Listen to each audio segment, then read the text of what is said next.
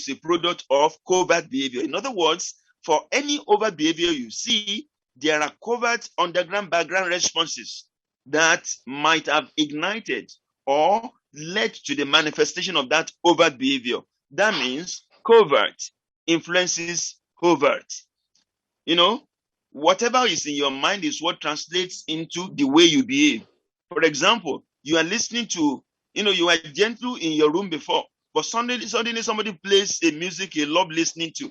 And before you say Jack Robinson, you just see yourself tingling your feet, getting up from your feet to start dancing. So that dance that you are now showing is not just a thing that came by itself. It came because there was a kind of pleasant music that you heard, that you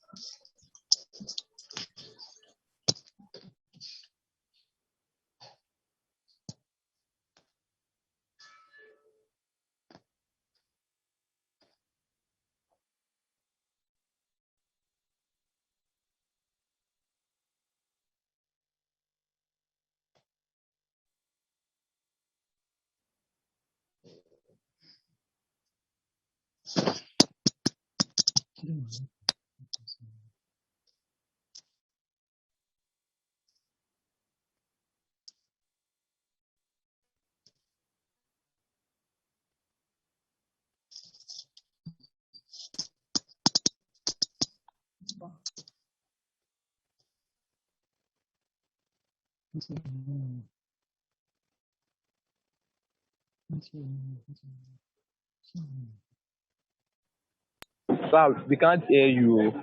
Okay, can you hear me? Yes, sir, we can hear you now, sir. You can hear me? Yes, Okay. sir. Yes, sir. Can we continue? Yes, sir. Okay, good. So I was explaining what we mean by overt behavior. Are some of the students getting the slides now? Are they getting the slides? Has anyone got the slides? Yes, sir. Yes, sir. Yes, Okay, sir. you already have the slides. Yes, Okay. sir.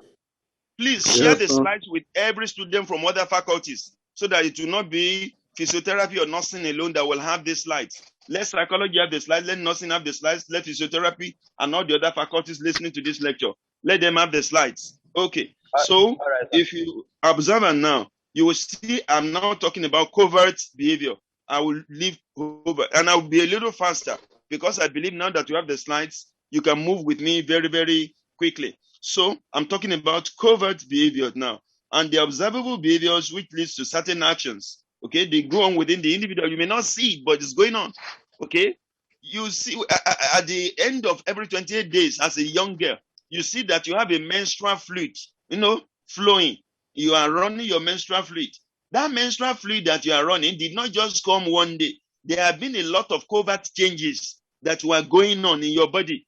Like, for example, in your fallopian tube, in your ovary, in your uterus, there have been changes in estrogen level, progesterone level, and how the ovum got, ejected from the ovary and how it got into the fallopian tube, how it was not fertilized in the fallopian tube, and eventually it gets into the uterus. And in the level of the uterus, you realize if there's no fertilization, it disintegrates. And when it disintegrates, it begins to now flow as what you see as bloody flow of fluid, which you call menstrual fluid. So the menstrual fluid that you are seeing physically may be an overt behavior, but there have been a lot of covert changes in your body that you were not mindful of, that you didn't see. Those things were going on. You wouldn't know. Okay, those ones are covert behaviors. So I'm talking about covert behaviors. Covert behaviors, I said earlier, produces overt behavior, and it includes, like the example I've told you of menstrual fluid. It could also include movement of muscular organs to perform overt behavior. They are often the key to understanding someone's intentions. Okay, your motives, your inner workings, your thinking, your imagining, your perceiving, dreaming. These are your covert behaviors. Okay, you can be dreaming, but the person sitting on the same bed with you may not be able to know you are dreaming. Okay, So that's an example to show that there's a difference between covert behavior and overt behavior. Okay. Now, we also need to talk about classification of behavior based on behavior communication pattern. Do not forget, I did say that when we're talking about classification of behavior, behavior can be classified basically into two. I said overt and covert. But I said again, behavior also can be subclassified into 6 other dimensions that I mentioned before. I have talked about overt and covert. I'm now talking about classification of behavior based on the behavior communication pattern. Classification based on behavior communication pattern. And this may take any of the following 3 forms. That is when we want to classify behavior based on 3 different patterns. One is assertive behavior. Another one is non-assertive behavior. What we call non-assertive behavior, some people will call it passive behavior. Another type of behavior that is under behavior communication pattern is aggressive behavior. Now let's talk about each of these types of behavior, each of these classifications one by one. Don't forget I'm classifying behavior at this point based on behavior communication pattern. Okay, so when we are talking about assertive behavior, it includes expressing your feelings, your needs, your ideas, and rights in a way that will not violate the rights of other people. Okay, you are in that class. As you are seated in the class, you ate so much beans overnight, and this morning you are in class, something makes you feel like passing Flatus. Okay, you in an assertive behavior, you want to pass gas, but at the same time, you don't want to, mess up the class. Something tells you, hold on, boy, don't pass the gas at this point in time. That may be one form of assertive behavior.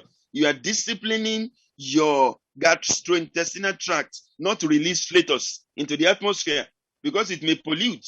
Assertive behavior is usually honest, direct, expressive, spontaneous, and self-enhancing. Okay? In other words, if you are able to accomplish assertive behavior, it also boosts your capacity and self-concept. Okay?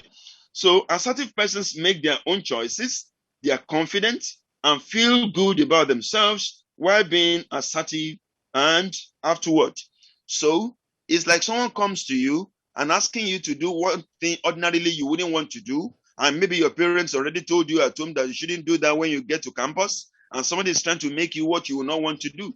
Assertive behavior will make you put your feet down to say you wouldn't do any of those things. Why? Because you know it's not good to do it, and you say a few things that will make you to tell the person making you to do what is wrong that you are not going to do that, and you stand your ground. That is talking about assertive behavior. Acting assertively reinforces good feelings about oneself, and it makes you to have self-confidence, and also makes you to be honest and open, to have open relationship with other people. But there's something again we call non-assertive behavior. In non-assertive behavior, you are allowing others to force their will on you without you getting up, rising up to say no to things ordinarily you don't want anyone to force down your throat. Okay? If there's something someone wants you to do and you feel that it's not right to do it, it's your duty in assertive behavior to say you're not going to take it. But in non-assertive behavior, maybe because you are shy, maybe because you don't know how to defend your rights, maybe because you are fearful, you allow others to force their will on you, and you cannot say no to ordinary things that you wouldn't want to take on a normal day. It's just like for a young girl that's on campus, okay? You're on campus, and some boys come around you, and they throw their hands around your neck when walking by the corridor. And you should be able to say, my neck is not a rest, it's not a podium, it's not a lectern. And get your hands off my neck, and you insist. Not that, Tunde, don't put your hand on my neck, Tunde, don't put your hand on my neck, and yet the hand is still on your neck. Okay, Davis, me, I don't like you to peck me each time you come. Don't do that again. And again, he comes the next day, he does the same thing, and you steady your neck when he wants to give you a peck. Whether he has had, whether he brushed his teeth in the morning or he didn't brush his teeth. Okay, somebody that is non-assertive will always yield himself to be a point through which others will effect or express their will against your will. So that's not good behavior. Another one is aggressive behavior. And characteristics include expressing your feelings, needs, and ideas at the expense of other people. In other words, you are forcing your will on other people. Things ordinarily you wouldn't want to take, that ordinarily people wouldn't want to take. Of course, I cite an example. We have been reading in the news how bandits or some terrible people, I don't want to say herdsmen, will come into people's farms and make cows to graze on other people's grassland, and they want to, because they have weapons on them, they force their will on that farmer, and the farmer cannot defend himself. That's an aggressive behavior. Or somebody comes around you, he pretends as if he's an uncle or a friend, and he makes an attempt to rape, and you are struggling, and he forces you down and still rapes. That's an aggressive behavior. It's not a good behavior. So aggressive persons stand up, for their right. They force their will on people, but ignore the rights of other people. And they may dominate or humiliate other people. While this behavior is expressive, it is also defensive, hostile, and self-defeating. When you get to higher levels, you need to explain the details of what we mean by that. So don't forget, I've classified behavior based on whether it's overt or covert. I've also classified behavior based on its classification on the behavior communication pattern. Now we want to move forward. We now want to classify behavior based on the way in which human beings or animals react to various stimuli or situations. Is anyone still hearing me? Can you still hear me? Hello? Yes, sir. Yes, sir. Yes, sir. Some of you have the slides. Yes, sir. We have the Some slides of you now. have the slides and you are following. Yes, sir. Okay, good. So we are now talking about classification based on the way in which human beings or animals react to various stimuli or situations. So we are doing third method of classifying behavior. And that third method of classifying behavior is classification of behavior based on the way in which human beings or animals react to various stimuli or situations. Okay? So we have about 6 subtypes under this one, and you must be very, very attentive. Okay? We have emotional behavior, that's one. We have bad behavior. We have aggressive, appropriate behavior. We have deficit behavior. We have excessive behavior. We have inappropriate behavior. We have maladaptive behavior, and we also have adaptive behavior. So these are sub-classifications under classification based on the way human beings or animals react to various stimuli or situations. So let me explain what we mean by each of those things one after the other, one by one. So one, I talked about emotional behavior under classification based on the way in which human beings or animals react to various stimuli or situations. So when we say emotional behavior, it's often in form of anxieties and fear. The organism responds emotionally to a scenario. That's what we mean by emotional behavior. Bad behavior is a situation in which an individual, breaks interpersonal rules. We have said that students should not log on to the teacher's site, but 2 of your students went in there today to claim host of a lecture that they didn't prepare, a lecture they are not in control of, and by so doing, they affected, other people's chances of being able to start the lecture promptly. That's a bad behavior. Okay, appropriate behavior is, it accomplishes desired or undesired goals without trespassing on the needs and rights of other people. That is, you are doing the right thing. For example, if there is a party, birthday party, or a kind of get together, and they are serving you granules, what else do they serve in parties? Maybe a bottle of Coke. What else do they serve in parties? Maybe punk crackers. And somebody begins to eat, punk crackers in such a way that the lips and the punk cracker is falling from the mouth uselessly and littering the mouth as if it's a neonate. Something that you wonder, is this not appropriate for this kind of a gathering? Appropriate behavior also could be doing the right thing in the wrong place. So that's appropriate. Inappropriate behavior is doing the right thing in the wrong place, but appropriate behavior is doing the right thing in the right place. For example, you are in church, the preacher is preaching, and he said, "Praise the Lord." The appropriate behavior will be, "Hallelujah," isn't it? But when you say praise the Lord, and somebody will say,